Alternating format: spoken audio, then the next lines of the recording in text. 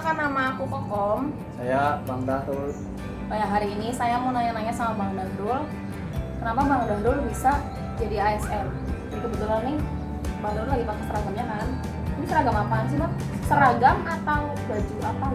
Ini seragam dalam PDH. Oh, seragam dalamnya. Ya, Kalau boleh tahu, Abang jadi ASN pas tahun berapa sih Bang?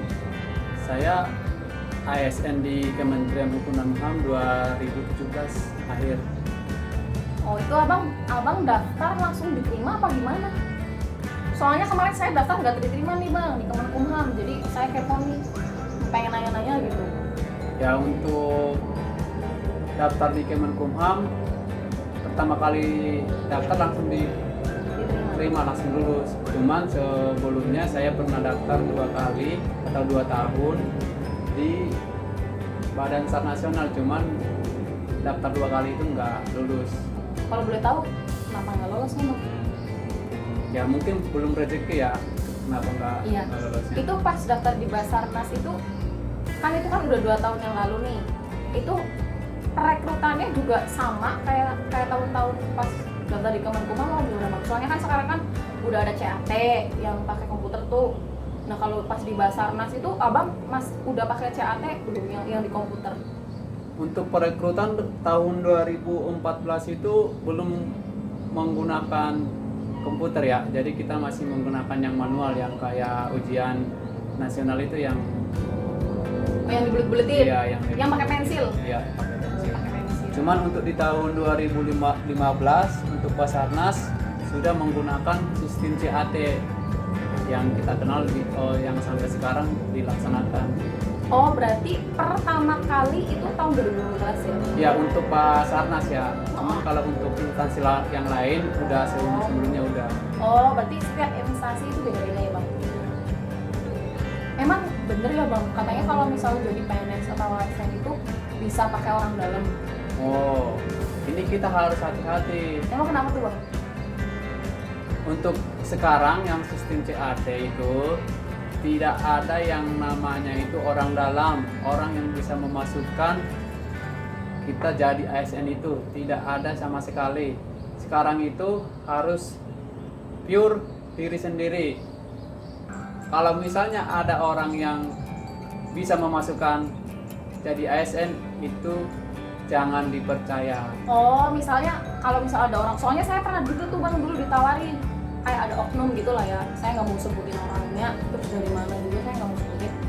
Dia pernah bilang gini, Dek, lewat saya aja bisa kok masuk ke pemerintah daerah gitu, dia bilang kan. Terus tapi harus ada uangnya dulu, dia bilang gitu pertamanya. Terus saya pikir, emangnya bisa kok pakai orang dalam kayak gitu? Soalnya setahu saya memang sekarang kan udah pakai CAT yang komputer itu kan, jadi kayaknya udah nggak bisa deh. Nah itu masih ada sih oknum-oknum kayak gitu sih. Dulu juga saya memang benar, saya pernah ditawarin dulu. Itu Berarti abang emang murni ya Bang? ya, saya itu murni ya 100%. Jadi kenapa misalnya orang dalam atau disebutlah orang yang bisa memasukkan itu, saya bilang jangan dipercaya, karena sekarang itu sistemnya udah sangat ketat, udah sistem CAT Yang komputer itu ya? Iya, yang komputer itu. Jadi kan di situ kalau ketika sudah kita selesai mengerjakan soal, nilainya langsung keluar. Nah, terus kalau misalnya ada pertanyaan, bagaimana kalau misalnya dijokiin ya, misalnya. Oh, joki itu maksudnya gimana Bang? Ya maksudnya jokiin itu, jadi kita yang mengerjakan soal itu orang lain gitu loh. Jadi orang lain itu yang masuk ke ruangan tes. Nah, tapi itu nggak bakalan bisa masuk, soalnya kenapa? Kan kita sebelumnya kan masuk bawa KTP, terus ada fotonya nanti disesuaikan gitu. Jadi kalau yang saya bilangin itu jangan percaya bahwa kalau ada orang yang bisa masukin. Oh, nih buat teman-teman semua, kalau misal bagi teman-teman yang pengen jadi ASN atau PNS ya, pokoknya untuk sekarang nih, maksudnya untuk dari tahun 2015 semenjak ada CAT pakai komputer, itu udah semua sistem seleksi itu transparan ya. Mungkin kalau dari zaman dulu mungkin ada orang yang bisa masuk dengan kayak orang dalam atau mengabdi dulu berapa tahun terus dia bisa diangkat jadi PNS. Nah kalau untuk sekarang tuh nggak bisa Jadi sekarang itu ya harus daftar dan prosedurnya itu jelas gitu kan. Nih jadi kalau buat teman-teman kalau ada yang nawarin ini pakai ada saudara saya misalnya dia kerja di sini terus dia bilang bisa lewat saya terus kita suruh bayar dulu atau kita suruh bayar DP dulu dan segala macam, itu udah jelas hoax ya, itu udah jelas bohong. Nah karena apa? Karena kalau kita mau jadi ASN atau PNS kita harus daftar ya, satu-satunya cuma ada di laman SSCM dari BKN. Nah itu. Kalau kita lanjut lagi ya, kita nanya-nanya sama Bang Nadul. Oke Bang, terus kalau boleh tahu nih Bang, ya. Susah senengnya gitu Bang, maksudnya kalau dulu kan Abang gagal tuh pas di Basarnas itu kan, Ya. itu kayak Abang rasa, aduh udah gagal udah males nyoba lagi apa gimana? Soalnya kan sekarang Abang udah berhasil nih. Nah dulu motivasinya gimana sampai Abang berkali-kali daftar gitu, gimana Bang? Oh, semuanya itu kalau mau kita pengen berhasil, kita mulai dari niat ya. Kita harus benar-benar 100% serius.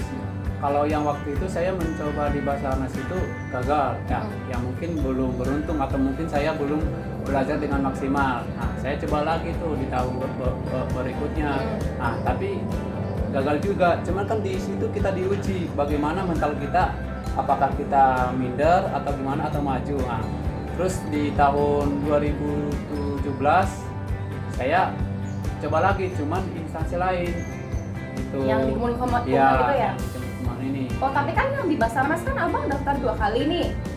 Yang pertama itu di kantor wilayah mana Bang? Saya itu di daftar pertama tahun 2014 itu di kantor wilayah Jakarta, yang cabangnya itu di Sukabumi, Pelabuhan Ratu. Oh, terus yang kedua? Yang kedua di cabang Yogyakarta, Jawa Tengah. Wah, berarti perjuangan banget ya Bang waktu itu. Dari, kalau boleh tahu Abang tinggal di mana dulu? Saya dulu tinggal di Bekasi. Oh, berarti dari Bekasi Abang ke Jogja gitu buat Ke tes? Jogja, ke Sukabumi, buat tes aja. Buat tes doang itu? Berarti bener-bener kalau pengen berhasil itu memang bener-bener harus ada pengorbanan waktu, pasti juga biaya, ya kan? Ya betul. Oh, terus dulu Abang kayak bener-bener belajar giat banget gitu nggak sih? Soalnya kemarin ya, kan ini pengalaman sendiri nih, karena kemarin saya juga daftar tapi belum rezeki ya. Saya juga belajar sih kemarin, tapi kenapa belum lolos gitu loh Bang? Kalau dulu Abang emang dulu belajar banget atau gimana? Untuk masalah lolos atau enggaknya ada beberapa kemungkinan. Ada yang kemungkinannya karena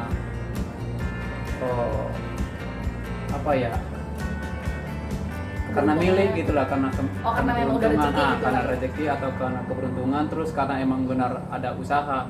Cuman dari setiap itu semua pasti punya tips and triknya bagaimana biar bisa lolos, biar nggak salah gitu, salah jalan gitu. Makanya harus dipersiapkan mulai dari siapkan ini, terus itu semua harus dipisahkan dengan matang.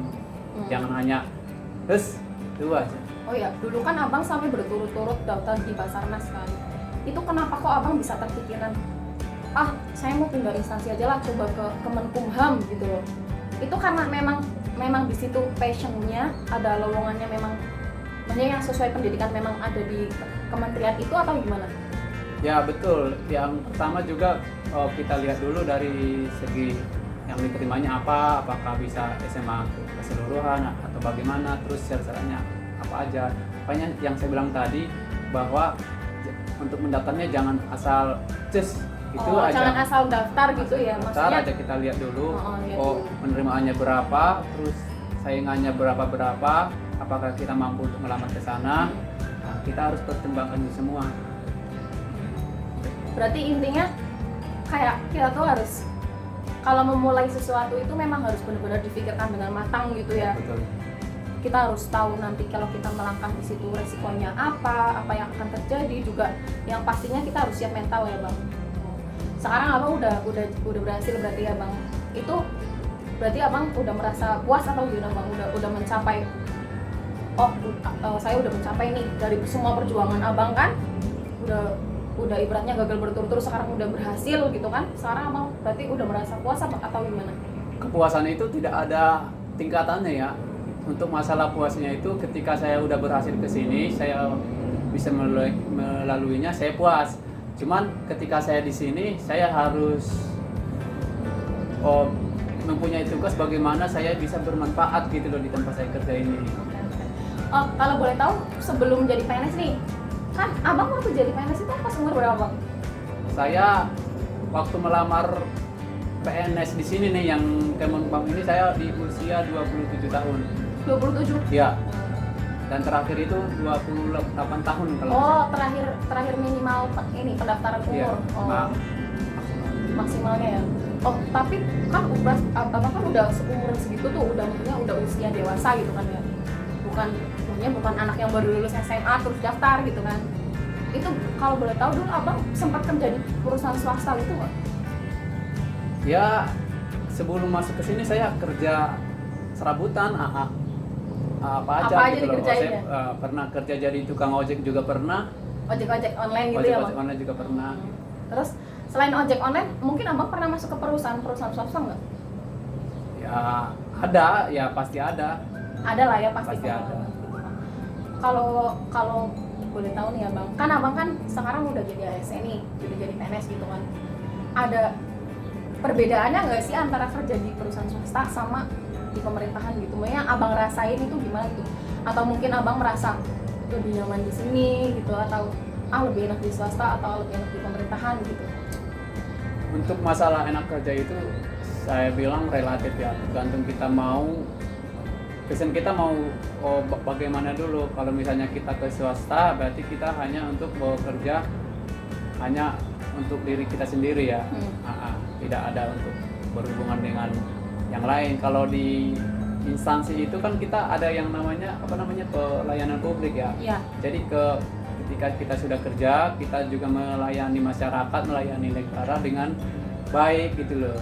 Jadi kita kan bangganya itu kita bisa melayani masyarakat dan bangsa. Oke. Oh, berarti itu pengalaman abang ya, susah kerasnya abang berusaha mengejar apa yang abang inginkan gitu kan ya. Oke teman-teman, gitu aja sih kalau misal untuk tips and triknya kenapa bisa lolos itu di video selanjutnya ya. Stay tune, jangan lupa tonton lagi di video selanjutnya. Tetap semangat. Semangat, saya juga semangat. Dadah.